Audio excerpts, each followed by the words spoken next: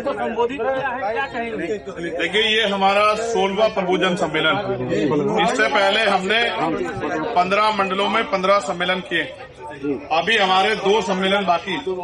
जब ये 18 सम्मेलन हो जाएंगे तो आगे किस तरह से उत्तर प्रदेश में त्रिस्तरीय पंचायत चुनाव और आगामी विधानसभा चुनाव की तैयारी आप पार्टी करनी है, उसके अनुरूप पार्टी बैठ के फैसला लेगी।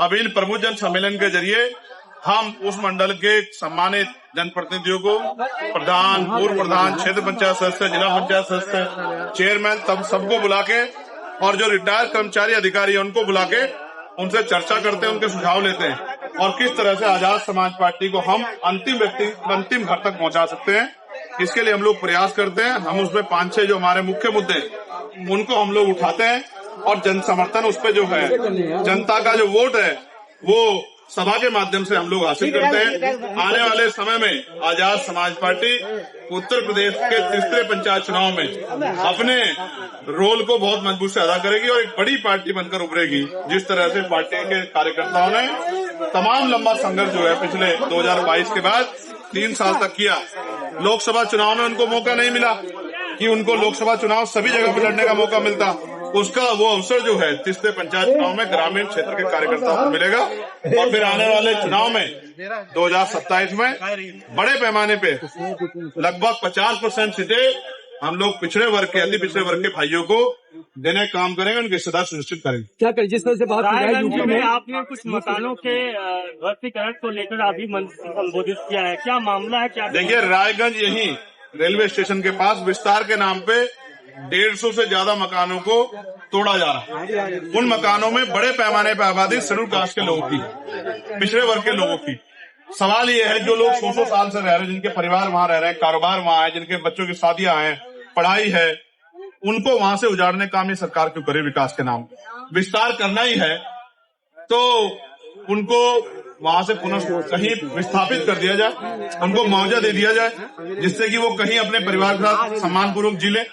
और मुआवजा भी नहीं दे रहे और बुलडोजर से उजाड़ने का काम करे। हमारे कार्यकर्ताओं ने विरोध करवा के अभी तो रुक गया, लेकिन आप समझिए कि उनमें लगभग 50 मकान ऐसे हैं जो प्रधानमंत्री आवास योजना के तहत बने। तो अगर वो जगह उनकी जगह नहीं है तो कैसे आपने बना दिए? तो इसका मतलब ये है कि कोडियों, उस कीमती जमीन को कोडियों के भाव, यहाँ लंबे समय से भ्रष्टाचार चल रहा है, वो पूंजीपतियों को, इंडस्ट्री वाले लोगों को दी जा रही है और गरीबों का हक छीना जा रहा है। ये गलत है, इसको हम लोग बर्दाश्त है। जिसमें बात की जाए युवाओं और उनकी जो है वोटर उनकी राजनीति को लेकर संदेश कर रही है जी, युवाओं और जो वोटर्स हैं उनको अपने माध्यम से संदेश क्या देंगे? युवा तो बहुत बड़े पैमाने पे आजाद समाज पार्टी के साथ है। युवा तो हमारी सबसे बड़ी शक्ति, क्योंकि युवा के अंदर परिवर्तन की चाहत, और जिस तरह से आज बेरोजगारी बहुत बड़े पैमाने पे, जिस तरह से महंगाई ने कमर तोड़ दी, पर जिस तरह से शिक्षा का बाजारीकरण हो गया है, महंगी शिक्षा होगी, आज युवाओं के अंदर चिंता, वो चाहते हैं कि युवाओं को मौका मिले, आजाद समाज पार्टी ताकत में आए। और मैं युवाओं से यही कहना चाहता हूं कि उनको संघर्ष करना है, अगले 17-18 महीने कमर कस ले, और जब तक उत्तर प्रदेश का चुनाव ना खत्म हो, चैन से ना बैठे, 1-2 घंटे रोज क्षेत्र में जाकर काम करें, अपनी बूथ कमेटी, सेक्टर कमेटी, विधानसभा कमेटी, भाईचारा कमेटी बनाकर आजाद समाज पार्टी घर घर तक पहुंचाएं, जिससे नीतियां बना के उनको कल आने वाले समय रोजगार दिया जाए और समान काम समान वेतन के फॉर्मूलों को लागू किया जाए। चुनाव में गठबंधन करेंगे क्या? चुनाव लड़ेगी आजाद समाज पार्टी? आपके दोनों के 2-2 सवाल हो गया, किसी और को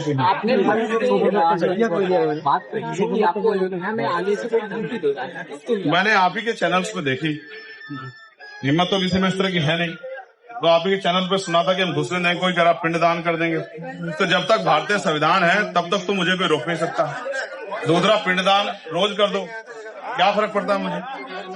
हम तो वो हैं जिनको सदियों तक जो है आपने मंदिरों में नहीं घुसने दिए, क्या पिंडदान की बात करते?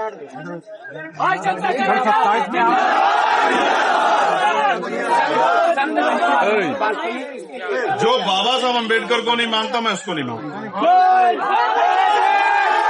बाबा साहब अम्बेडकर को मानता है, जो हमारे महापुरुषों को मानता है, जो भारतीय संविधान को मानता हो, किसी जाति धर्म का, हम भी उसका सम्मान करते हैं। लेकिन जो हमारे महापुरुषों का सम्मान नहीं करता, भारतीय संविधान का सम्मान नहीं करता, जो बाबा साहब अम्बेडकर का सम्मान, तो हम भी उसको ना मानते ना उसको सम्मान करते। हम चुनाव 2027 के गठबंधन के साथ होगा कि त्रिस्तरीय पंचायत चुनाव तो देख लो, वो तो सेमीफाइनल है, पहले उससे तो निपट लो। स्वामी प्रसाद मौर्य ने कहा है तो मुझे ये भाषण किस तरह से आप बता रहे हैं, कब दिया गया मुझे नहीं पता। अगर उन्होंने कोई भाषण दिया तो बहुत सोच कर चोरी की बात करते हैं, वो आपके राहुल हमेशा वो चोरी की बात करते हैं। ये सर भी आप मेरी पार्टी कार्यकर्ता है कि आपके राम में नहीं भाई विपक्ष के नेता हैं। लोकसभा में लीडरों को ऑपोजिशन है यार, आप ऐसा क्यों कह रहे हैं? वो अगर कोई बात कह रहे हैं, तथ्य भी दे रहे हैं, तो चुनाव आयोग को जवाब देना चाहिए। आप समझ रहे हो, एक एक घर में अगर 4-4 हजार वोट बनी हुई है तो उसका जवाब नहीं दोगे? एक एक आदमी की 10-10 जगह वोट, इसका जवाब नहीं दोगे? इसमें क्या है? कोई गलत सही कहेगा, उसकी सही बात पे बिहार चुनाव को लेकर क्या सोच है? देखिए, बिहार चुनाव को लेकर पार्टी वहां तैयारी कर रही है, जो भी पार्टी का फैसला होगा हम लोग उसका सम्मान करेंगे। धन्यवाद। साथ नहीं हो सकता, ऐसे कमेंटमेंट बहुत सुने गए हैं, कैसे देखते हैं? IT इंडस्ट्री पे भी खतरे के बादल ट्रम्प जी की वजह से मंडरा रहे हैं। कितने इंजीनियरों की जॉब जाएगी किसी को पता नहीं है। मैं आपसे कहना चाहता हूँ, हालांकि मैं क्रिकेट मेरा बहुत पसंदीदा खेल है, लेकिन अभी मैं उन लोगों की लड़ाई लड़ रहा हूँ जिनके पास ना खाने को रोटी है, ना पीने को साफ पानी है, ना पहनने के कपड़े हैं, ना सब कुछ है। मैं उनकी लड़ाई लड़ रहा हूँ। क्रिकेट मैच होगा तो मैं अपनी टीम को मंगल कामना ही दूंगा, लेकिन सच ये भी है कि वादे तो बहुत बड़े बड़े किए थे, कैसा क्या हुआ कि वो वादे पूरे नहीं कर पा रहे। सांसद जी क्या आंदोलनकारी नेताओं को दबाने का काम? मैच के आधार पे या खेल के आधार पे समस्याओं का निर्धारण नहीं हो सकता, समस्याओं का निपटारा नहीं हो सकता। समस्याएं आतंकवाद की हैं और आतंकवाद पे हम लोग मुखर है कि आतंकवाद को किसी कीमत पे बख्शा नहीं जाएगा। और आतंकवाद के विषय पे हम लोग जो है, सरकार को हमने अभी जब ये हमला हुआ था पहलगांव, तब भी कहा था कि हम आपके साथ खड़े हैं, देश के साथ खड़े हैं। भविष्य में भी अगर कोई आतंकवादी घटना होगी तो हम देश के साथ खड़े, लेकिन सरकार को जवाब देना चाहिए कि आतंकवादी आ कैसे जाते हैं और ऐसे हमले कैसे हो जाते हैं, जबकि लंबे समय से केंद्र सरकार है, फिर ये आतंकवादी कहाँ से आ जाते हैं? क्या ये आंदोलनकारी नेताओं को दबाने का सरकार काम कर रही है, जो आंदोलन का कर रही है? ये सरकार नेताओं को कहा तो पत्रकारों को भी नहीं छोड़ रही। आप नहीं देखते हो पत्रकारों कैसे सरेआम गोलियां लग रही है, कैसे पत्रकार जेल जा रहे हैं? मैं तो पत्रकार बंधुओं के बारे में ज्यादा चिंता में हूँ कि पत्रकारों के साथ ऐसी हिंसा नहीं होती, वो निष्पक्ष आवाजें होती है। तो आपकी सुरक्षा के लिए भी कुछ जो है, जब हमें अवसर मिलेगा आपकी सुरक्षा सुनिश्चित हो, इसका भी हम लोग ध्यान रखेंगे। सरकार द्वारा जो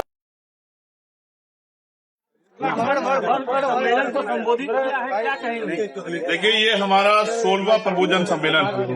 इससे पहले हमने 15 मंडलों में 15 सम्मेलन किए। अभी हमारे 2 सम्मेलन बाकी। जब ये 18 सम्मेलन हो जाएंगे तो आगे किस तरह से उत्तर प्रदेश में त्रिस्तरीय पंचायत चुनाव और आगामी विधानसभा चुनाव की तैयारियां पार्टी करनी है, उसके अनुरूप पार्टी बैठ के फैसला लेगी। अब इन प्रबोधन सम्मेलन के जरिए हम उस मंडल के सम्मानित जनप्रतिनिधियों को, प्रधान, पूर्व प्रधान, क्षेत्र पंचायत सदस्य, जिला पंचायत सदस्य, चेयरमैन, तब सबको बुला के, और जो रिटायर्ड कर्मचारी अधिकारी है उनको बुला के उनसे चर्चा करते हैं, उनके सुझाव लेते हैं और किस तरह से आजाद समाज पार्टी को हम अंतिम घर तक पहुंचा सकते हैं, इसके लिए हम लोग प्रयास करते हैं। हम उसमें 5-6 जो हमारे मुख्य मुद्दे उनको हम लोग उठाते हैं और जन समर्थन उस पर जो है, जनता का जो वोट है वो सभा के माध्यम से हम लोग हासिल करते हैं। आने वाले समय में आजाद समाज पार्टी उत्तर प्रदेश के त्रिस्तरीय पंचायत चुनाव में अपने रोल को बहुत मजबूत से अदा करेगी और एक बड़ी पार्टी बनकर उभरेगी। जिस तरह से पार्टी के कार्यकर्ताओं ने तमाम लंबा संघर्ष जो है पिछले 2022 के बाद 3 साल तक किया, लोकसभा चुनाव में उनको मौका नहीं मिला कि उनको लोकसभा चुनाव सभी जगह पर लड़ने का मौका मिलता, उसका वो अवसर जो है तीसरे पंचायत चुनाव में ग्रामीण क्षेत्र के कार्यकर्ताओं को मिलेगा। और फिर आने वाले चुनाव में 2027 में बड़े पैमाने पे लगभग 50% सीटें हम लोग पिछड़े वर्ग के, अति पिछड़े वर्ग के भाइयों को देने का काम करेंगे, उनकी सदा सुनिश्चित करेंगे। क्या करें? जिस तरह से बात रायगंज में आपने कुछ मकानों के ध्वस्तीकरण को लेकर अभी संबोधित किया है, क्या मामला है? क्या देखिए, रायगंज यही रेलवे स्टेशन के पास विस्तार के नाम पे 150 से ज्यादा मकानों को तोड़ा जा रहा है। उन मकानों में बड़े पैमाने पर आबादी शेड्यूल कास्ट के लोगों की, पिछड़े वर्ग के लोगों की। सवाल ये है, जो लोग 100 साल से रह रहे हैं, जिनके परिवार वहां रह रहे हैं, कारोबार वहां है, जिनके बच्चों की शादियां हैं, पढ़ाई है, उनको वहां से उजाड़ने काम ये सरकार क्यों करे? विकास के नाम विस्तार करना ही है तो उनको वहां से पुनः कहीं विस्थापित कर दिया जाए, उनको मुआवजा दे दिया जाए, जिससे कि वो कहीं अपने परिवार के साथ सम्मानपूर्वक जी ले। और मुआवजा भी नहीं दे रहे और बुलडोजर से उजाड़ने का काम करे। हमारे कार्यकर्ताओं ने विरोध करवा के अभी तो रुक गया, लेकिन आप समझिए कि उनमें लगभग 50 मकान ऐसे हैं जो प्रधानमंत्री आवास योजना के तहत बने। तो अगर वो जगह उनकी जगह नहीं है तो कैसे आपने बना दिए? तो इसका मतलब ये है कि कोडियों उस कीमती जमीन को कोडियों के भाव, यहाँ लंबे समय से भ्रष्टाचार चल रहा है, वो पूंजीपतियों को, इंडस्ट्री वाले लोगों को दी जा रही है और गरीबों का हक छीना जा रहा है। ये गलत है, इसको हम लोग बर्दाश्त है।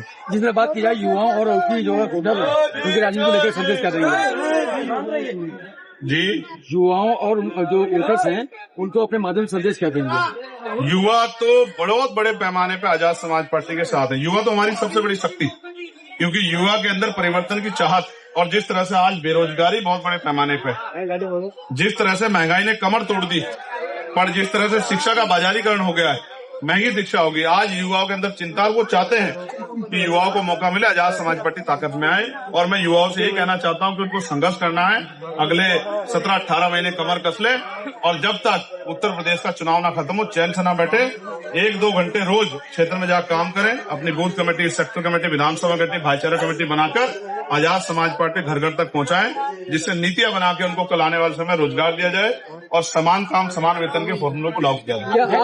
चुनाव में गठबंधन करेंगे क्या? चुनाव लड़ेगी आजाद समाज पार्टी? आपके दोनों के 2-2 सवाल होंगे, आप किसी और को पूछिए। आपने बात कही आपको में आने से कोई धमकी दे रहा है, मैंने आप ही के चैनल्स पे देखी, हिम्मत तो किसी में इस तरह की है नहीं, तो आप ही के चैनल पे सुना था कि हम घुसने नहीं, कोई कह रहा पिंडदान कर देंगे।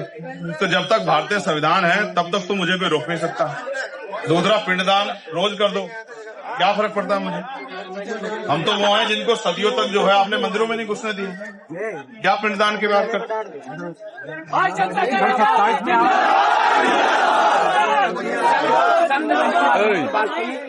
जो बाबा साहब अम्बेडकर को नहीं मानता, मैं उसको नहीं मानता। जो बाबा साहब अम्बेडकर को मानता है, जो हमारे महापुरुषों को मानता है, जो भारतीय संविधान को मानता है, किसी जाति धर्म का, हम भी उसका सम्मान करते हैं। लेकिन जो हमारे महापुरुषों का सम्मान नहीं करता, भारतीय संविधान का सम्मान नहीं करता, जो बाबा साहब अम्बेडकर का सम्मान, तो हम भी उसको न मानते न उसको सम्मान करते। हम चुनाव 2027 के गठबंधन के साथ होगा कि नहीं? रिश्ते पंचायत चुनाव तो देख लो, वो तो सेमीफाइनल है, पहले उससे तो निपट लो। स्वामी प्रसाद मौर्य ने 25 मुझे ये भाषण किस तरह से आप बता रहे हैं, कब दिया गया, मुझे नहीं पता। अगर उन्होंने कोई भाषण दिया तो चोरी की बात करते हैं, हमेशा वो चोरी की बात करते हैं। ये सब आप मेरी पार्टी कार्यकर्ता है कि आपके राम में? नहीं भाई विपक्ष के नेता लोकसभा में लीडरों को ऑपोजिशन है यार, आप ऐसा क्यों कह रहे हैं? वो अगर कोई बात कह रहे हैं, तथ्य भी दे रहे हैं, तो चुनाव आयोग को जवाब देना चाहिए। आप समझ रहे हो, एक घर में अगर 4-4 हजार वोट बनी हुई है तो इसका जवाब नहीं दोगे?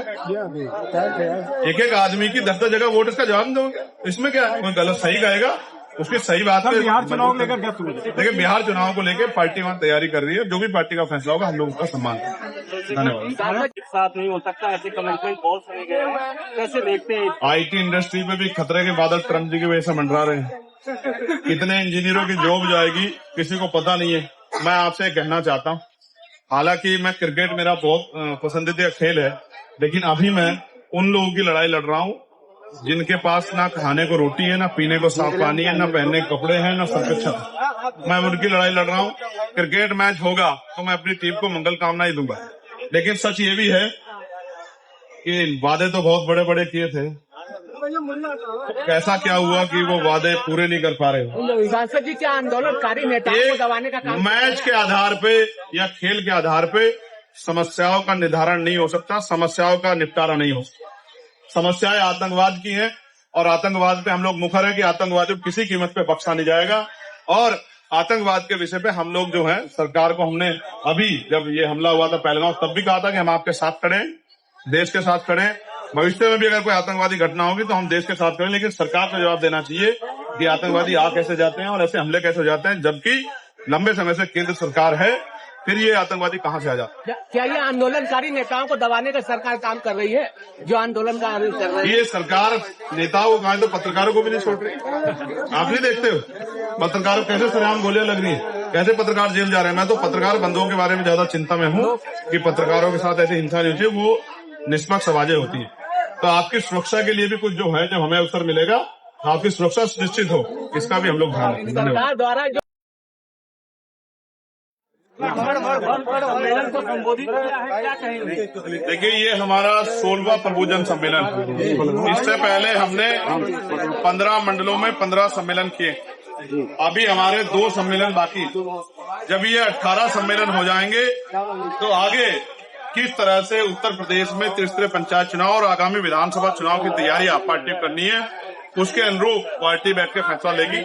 अब इन प्रबुद्ध सम्मेलन के जरिए हम उस मंडल के सम्मानित जनप्रतिनिधियों को, प्रधान, पूर्व प्रधान, क्षेत्र पंचायत सदस्य, जिला पंचायत सदस्य, चेयरमैन, तब सबको बुला के, और जो रिटायर्ड कर्मचारी अधिकारी है उनको बुला के उनसे चर्चा करते हैं, उनके सुझाव लेते हैं और किस तरह से आजाद समाज पार्टी को हम अंतिम घर तक पहुंचा सकते हैं, इसके लिए हम लोग प्रयास करते हैं। हम उसमें 5-6 जो हमारे मुख्य मुद्दे उनको हम लोग उठाते हैं और जन समर्थन उस पर जो है, जनता का जो वोट है वो सभा के माध्यम से हम लोग हासिल करते हैं। आने वाले समय में आजाद समाज पार्टी उत्तर प्रदेश के त्रिस्तरीय पंचायत चुनाव में अपने रोल को बहुत मजबूत से अदा करेगी और एक बड़ी पार्टी बनकर उभरेगी। जिस तरह से पार्टी के कार्यकर्ताओं ने तमाम लंबा संघर्ष जो है पिछले 2022 के बाद 3 साल तक किया, लोकसभा चुनाव में उनको मौका नहीं मिला कि उनको लोकसभा चुनाव सभी जगह पर लड़ने का मौका मिलता, उसका वो अवसर जो है तीसरे पंचायत चुनाव में ग्रामीण क्षेत्र के कार्यकर्ताओं को मिलेगा। और फिर आने वाले चुनाव में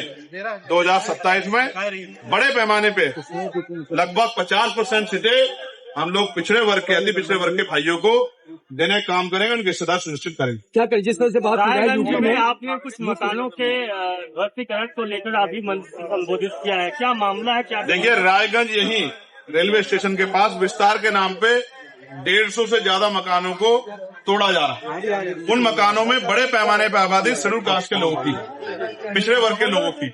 सवाल ये है, जो लोग 100 साल से रह रहे हैं, जिनके परिवार वहां रह रहे हैं, कारोबार वहां है, जिनके बच्चों की शादियां हैं, पढ़ाई है, उनको वहां से उजाड़ने का काम ये सरकार क्यों करे? विकास के नाम विस्तार करना ही है तो उनको वहां से पुनः कहीं विस्थापित कर दिया जाए, उनको मुआवजा दे दिया जाए, जिससे कि वो कहीं अपने परिवार के साथ सम्मानपूर्वक जी ले। और मुआवजा भी नहीं दे रहे और बुलडोजर से उजाड़ने का काम करे। हमारे कार्यकर्ताओं ने विरोध करवा के अभी तो रुक गया, लेकिन आप समझिए कि उनमें लगभग 50 मकान ऐसे हैं जो प्रधानमंत्री आवास योजना के तहत बने। तो अगर वो जगह उनकी जगह नहीं है तो कैसे आपने बना दिए? तो इसका मतलब ये है कि कोडियों, उस कीमती जमीन को कोडियों के भाव, यहाँ लंबे समय से भ्रष्टाचार चल रहा है, वो पूंजीपतियों को, इंडस्ट्री वाले लोगों को दी जा रही है और गरीबों का हक छीना जा रहा है। ये गलत है, इसको हम लोग बर्दाश्त है। जिसमें बात की जाए युवाओं और उनकी जो है होटल उनकी राजनीति को लेकर संदेश कर रही है जी, युवाओं और जो वोटर्स हैं उनको अपने माध्यम से संदेश क्या देंगे? युवा तो बहुत बड़े पैमाने पे आजाद समाज पार्टी के साथ है। युवा तो हमारी सबसे बड़ी शक्ति, क्योंकि युवा के अंदर परिवर्तन की चाहत, और जिस तरह से आज बेरोजगारी बहुत बड़े पैमाने पे, जिस तरह से महंगाई ने कमर तोड़ दी, पर जिस तरह से शिक्षा का बाजारीकरण हो गया है, महंगी शिक्षा होगी, आज युवाओं के अंदर चिंता, वो चाहते हैं कि युवाओं को मौका मिले, आजाद समाज पार्टी ताकत में आए। और मैं युवाओं से यही कहना चाहता हूं कि उनको संघर्ष करना है, अगले 17-18 महीने कमर कस ले, और जब तक उत्तर प्रदेश का चुनाव ना खत्म हो, चैन से ना बैठे, 1-2 घंटे रोज क्षेत्र में जाकर काम करें, अपनी बूथ कमेटी, सेक्टर कमेटी, विधानसभा कमेटी, भाईचारा कमेटी बनाकर आजाद समाज पार्टी घर घर तक पहुंचाएं, जिससे नीतियां बना के उनको कल आने वाले समय रोजगार दिया जाए और समान काम समान वेतन के फॉर्मूलों को लागू किया जाए। क्या आप आने वाले चुनाव में गठबंधन करेंगे? क्या चुनाव लड़ेगी आजाद समाज पार्टी? आपके दोनों के 2-2 सवाल हो गया, किसी और को पूछना।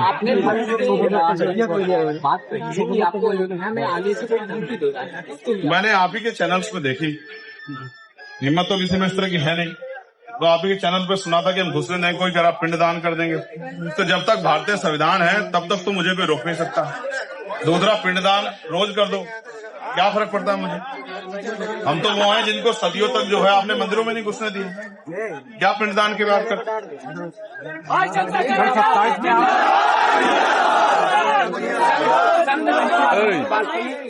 जो बाबा साहब अम्बेडकर को नहीं मानता, मैं उसको नहीं मानता। जो बाबा साहब अम्बेडकर को मानता है, जो हमारे महापुरुषों को मानता है, जो भारतीय संविधान को मानता हो, किसी जाति धर्म का, हम भी उसका सम्मान करते हैं। लेकिन जो हमारे महापुरुषों का सम्मान नहीं करता, भारतीय संविधान का सम्मान नहीं करता, जो बाबा साहब अम्बेडकर का सम्मान, तो हम भी उसको ना मानते ना उसको सम्मान करते। हम चुनाव 2027 के गठबंधन के साथ होगा कि नहीं? रिश्ते पंचायत चुनाव तो देख लो, वो तो सेमीफाइनल है, पहले उससे तो निपट लो। स्वामी प्रसाद मौर्य ने कहा है मुझे ये भाषण किस तरह से आप बता रहे हैं, कब दिया गया मुझे नहीं पता। अगर उन्होंने कोई भाषण दिया तो वो सोच समझ कर चोरी की बात करते हैं वो आपके राहुल हमेशा वो चोरी की बात करते हैं। ये सर भी आप मेरी पार्टी कार्यकर्ता है कि आपके राम में नहीं भाई विपक्ष के नेता हैं। लोकसभा में लीडरों को ऑपोजिशन है यार, आप ऐसा क्यों कह रहे हैं? वो अगर कोई बात कह रहे हैं, तथ्य भी दे रहे हैं, तो चुनाव आयोग को जवाब देना चाहिए। आप समझ रहे हो, एक एक घर में अगर 4-4 हजार वोट बनी हुई है तो उसका जवाब नहीं दोगे? एक एक आदमी की 10-10 जगह वोट, इसका जवाब नहीं दोगे? इसमें क्या है? कोई गलत सही कहेगा, उसकी सही बात है। बिहार चुनाव को लेकर क्या सुनिए? देखिए, बिहार चुनाव को लेकर पार्टी वहां तैयारी कर रही है, जो भी पार्टी का फैसला होगा हम लोग उसका सम्मान करेंगे। धन्यवाद। एक साथ नहीं हो सकता, ऐसे कमिटमेंट बहुत सुने गए हैं, कैसे देखते हैं? IT इंडस्ट्री पे भी खतरे के बादल ट्रम्प जी की वजह से मंडरा रहे हैं। कितने इंजीनियरों की जॉब जाएगी किसी को पता नहीं है। मैं आपसे कहना चाहता हूँ, हालांकि मैं क्रिकेट मेरा बहुत पसंदीदा खेल है, लेकिन अभी मैं उन लोगों की लड़ाई लड़ रहा हूँ जिनके पास ना खाने को रोटी है, ना पीने को साफ पानी है, ना पहनने के कपड़े हैं, ना सर पे छत। मैं उनकी लड़ाई लड़ रहा हूँ। क्रिकेट मैच होगा तो मैं अपनी टीम को मंगल कामना ही दूंगा, लेकिन सच ये भी है कि वादे तो बहुत बड़े बड़े किए थे, कैसा क्या हुआ कि वो वादे पूरे नहीं कर पा रहे। सांसद जी क्या आंदोलनकारी नेताओं को दबाने का काम? मैच के आधार पे या खेल के आधार पे समस्याओं का निर्धारण नहीं हो सकता, समस्याओं का निपटारा नहीं हो सकता। समस्याएं आतंकवाद की हैं और आतंकवाद पे हम लोग मुखर है कि आतंकवाद को किसी कीमत पे बख्शा नहीं जाएगा।